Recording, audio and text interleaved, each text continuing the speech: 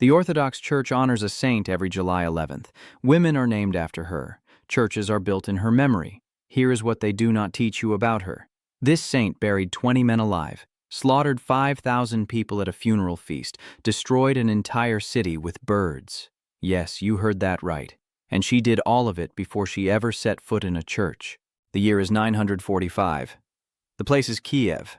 A Viking kingdom called Kievan Rus rules the trade routes between Scandinavia and Constantinople. Its ruler is Prince Igor, grandson of Rurik, founder of the dynasty. His wife is Olga, a Viking princess from the northern settlement of Pskov. She is sharp, calculating, patient. Igor is not. That year, Igor rides into the lands of the Drevlians to collect tribute. They pay him. But on the road home, he sends his army ahead and turns back alone with a handful of men. He demands more. The Drevlians have nothing left to give. Igor insists. They take him prisoner. The Drevlians bend 2 young birch trees to the ground. They tie Igor's legs to one, his arms to the other. Then they let go. The trees snap upright, tearing the Grand Prince of Kiev apart in midair. His son is 3 years old. Olga receives the news without a single tear. Tears will not bring him back. Strategy will. She becomes regent, the first woman to ever rule Kievan Rus. The Drevlians have made a terrible mistake. Prince Mal, leader of the Drevlians, sends 20 of his finest men down the Dnieper River to Kiev. They arrive by boat. Their message is simple. Your husband is dead. Marry our prince. Unite our kingdoms. Olga listens. She smiles. She tells them she will give them an answer tomorrow. That night, she orders a trench dug outside the city walls, deep enough for 20 men. The next morning, Olga tells the Drevlians there will be a ceremony. An honor, she says. Our men will carry your boat through the gates on their shoulders. It is a Kievan tradition.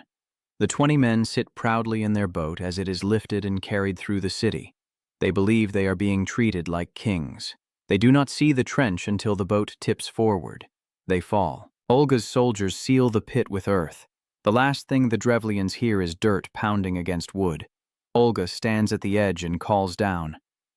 Do you find the honor to your taste? She has buried 20 men alive, and she is just getting started. Olga sends word to Prince Mal. She thanks him for the first delegation. But 20 men were not enough, she says. Send your most distinguished nobles. They will receive an even greater honor. Mal believes her, unaware of the fate of the previous 20 men. He gathers the most powerful men of the Drevlian tribe and sends them to Kiev. Olga welcomes them. She offers them hospitality, a hot bath after their long journey. The nobles agree. They strip down. They settle into the steam. When their voices echo inside the wooden walls, Olga nods. She orders the doors locked from the outside. She orders the bathhouse set on fire from every side. The nobles scream. They pound on the doors. No one comes. The bathhouse burns to ash with every Drevlian noble trapped inside. 2 diplomatic missions, 2 massacres. Prince Mal still has no idea. Olga sends a third message. This time she asks the Drevlians to prepare a funeral feast at Igor's tomb. She says she wants to mourn. She says she is ready to forgive. The Drevlians gather thousands of their finest warriors in the clearing where Igor died. They bring barrels of mead. The feast begins at sunset. Olga's servants pour freely. The Drevlians drink until they collapse. Olga's warriors have been waiting in the surrounding woods. When the first stars appear, they move in with swords and axes. They fall upon the drunken tribe and do not stop until the ground is soaked. The primary chronicle records the number. 5,000 Drevlians died that night. Olga walks among the bodies and speaks her husband's name for the first time since his death. The survivors flee to the capital city of Iskorostan, but there is nowhere to run. Olga marches on Iskorostan with her army. The city has thick oak walls and sits deep in the forest. The siege lasts 1 full year. Winter comes and goes. Summer arrives. Iskorostan does not fall. Olga walks among her soldiers, she thinks. She sends a message to the city. I will lift the siege, she says. All I ask is 1 tribute. 3 pigeons and 3 sparrows from every household. The Drevlians laugh. Birds! That is her great demand. They scramble to gather the tribute. Thousands of pigeons and sparrows are handed over. The gates open. The Drevlians go to sleep in their beds for the first time in a year. They have no idea what is coming. That night, Olga's soldiers take the birds. They tie burning sulfur to each bird's foot, light the cloth on fire, and release them into the darkness. Pigeons fly home by instinct. They return to every rooftop, every eave, every nest in Iskorostan. Thousands of tiny fires land on the wooden city at the same moment. Within minutes, the entire capital is burning. The flames spread faster than anyone can run.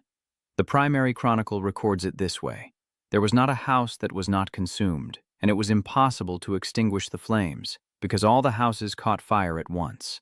Those who try to escape through the gates meet Olga's archers. Those who stay inside burn with their homes. Iskorostan is reduced to ash in a single night. Survivors are taken as slaves. The Drevlian tribe, once one of the most powerful in the region, never recovers. Olga has avenged her husband 4 times over. Olga rules Kievan Rus for 20 years. She establishes fixed tribute. She builds trading posts called pagosti. She centralizes the administration of the kingdom. She is the first ruler to standardize tax collection across all Rus.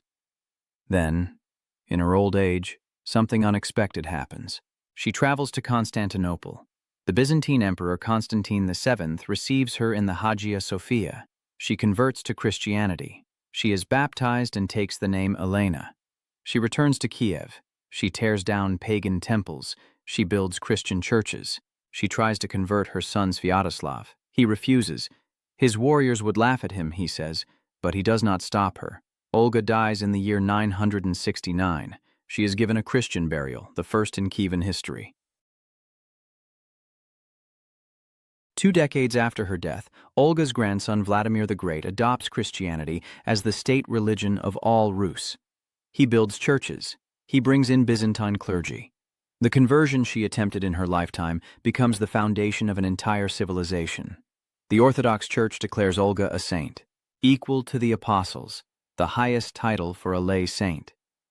Patron saint of widows and converts. Her feast day is July 11th.